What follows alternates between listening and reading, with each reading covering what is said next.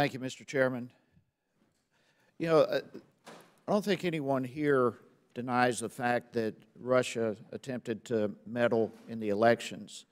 It really is not the issue. They've done so in the past. They attempted in 2016. I don't have any reason to believe they won't attempt it again in 2018 and what's coming up.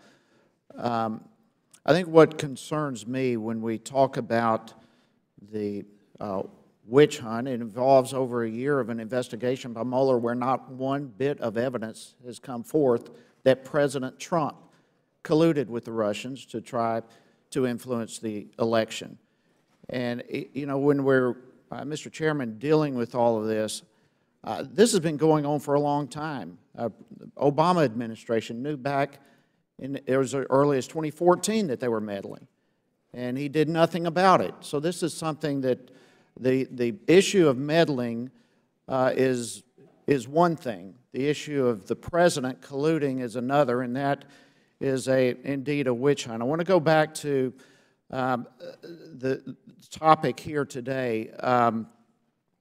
Our whole election system involves states, not individual states. We've got over 8,000 jurisdictions, 110,000 different polling places throughout all 50 states, and for the most part it's a state issue, not the federal government. And I know in the omnibus that was passed in March, there was over nearly $400 million that was granted for states to try to improve the security of the election infrastructure. I think one of the big concerns that comes along with those kinds of monies and funding is states and people know that as a general rule, wherever there's federal funding, there's always strings attached to it, and as a result, states are leery of getting involved in accepting that kind of funds. I know in my home state of Georgia that's certainly been an issue. Mr. Krebs, I want to start with you. How has the Department of Homeland Security overcome these concerns of strings attached to some of the funding to try to help with election security? So, thank you, sir. I can't speak specifically to any of the strings attached to the HAVA funding. I'd have to defer to Commissioner Hice. But what we have done, DHS working with the EAC, working with Secretary Toulouse Oliver said through the Government Coordinating Council, we have worked to develop a set of guidance, of investment guidance on things that state and local election officials can do to improve their cybersecurity. And that information is based on a range of factors, including some of the risk and vulnerability assessments that we've conducted over the last year or so on state networks and on election networks. And so what we've done is across those 17 or so risk and vulnerability assessments, we've identified clear trends. There are a number of things that we're finding consistently across state networks that, frankly, we are finding across any other IT system. And so that's what bakes into the guidance and the recommendation, and we are there to help from a technical perspective, help states implement that guidance. Well, let me ask you this. I know the Georgia Secretary of State applied for a security clearance with DHS to try to access some of the shared classified threat information. Do you know whether or not that has been approved yet? So, sir, generally speaking, we don't discuss security clearance issues in public due to the operational security nature. That could make Secretary Kemp a target of foreign intelligence collection.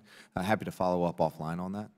I would like to follow up on that, yes, because, again, the integrity of the state elections is at stake here.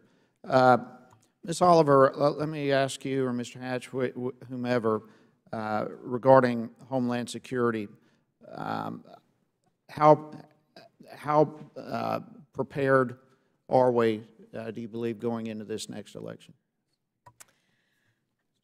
Thank you for the question. I believe that we always want to be more prepared. I feel fairly confident about where we are in New Mexico. I think secretaries of state across the country and chief election officials are taking this issue very seriously. We're as prepared as we can be, and more important than prepared, we're also ready to be able to respond to any issues as they arise.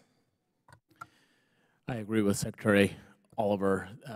County election officials really have always had security first and foremost, and not just cybersecurity, but physical security. So we're prepared. We are grateful for the additional funding and the additional resources provided by the DHS and the EAC, as well as our states.